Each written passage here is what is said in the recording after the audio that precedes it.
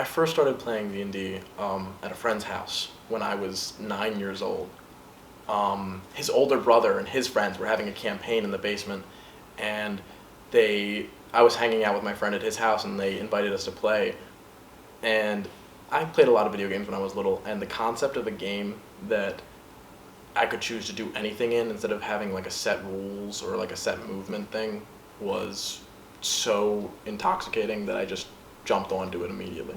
Feel a hand rest on the small part of your back. You are under the guidance spell. Add a d4 to dice rolls. So I got interested in playing in D&D all the way back in my middle school days. I was friends with someone who I'm still close with, but we live in different states now.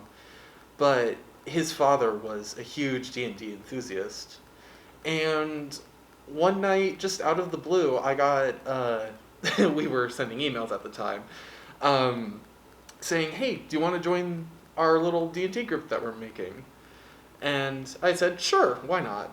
Having no idea what D&D was, only hearing one or two small things, but then I started getting into it, and I just kind of fell in love with it. That's really it. I started D&D when I was playing it with my sister. Just one day I was on a school field trip, and she called me while I was on my 6-hour bus ride home, and she said, "We're making a D&D character right now." And so I made it over the phone, and then it turned into this whole family thing because she wanted to get into it. And it turned into my family, just going on a little adventure, playing fake characters, and it stuck for me. It did not stick for all of my family. I'm praying for you. New dice, new me. At this point, New dice, new me. Come on. If you fail, I'll just cast banishment. So basically in the campaign we just finished the session 4, I play this character. His name is Morin. He has a title called the Bright Sword. So I have gone on to add numerous just ridiculous titles to his name just to make it as long as possible and as ridiculous as possible. And just Morin is just he's insane, basically. Not actually insane, but he's like a trained killer, dedicated zealot to the god he worships, and he will basically do anything in the name of that god. And in one of our first sessions, I got attacked by 3 people because I was the only one who got left behind.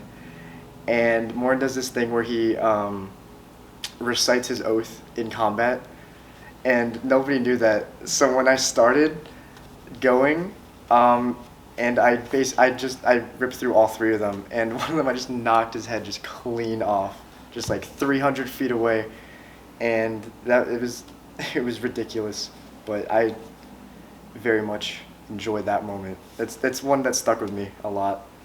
If I could say anything to convince people to try out playing D&D, is that it's an opportunity to be anything you could ever imagine, and if you take it as far as you can go, it shows you things about yourself that you didn't know. And if you wish to speak to Lord West Cavalier, We have to speak to you. you have to speak to us, and we have to permit you to enter the Daydream.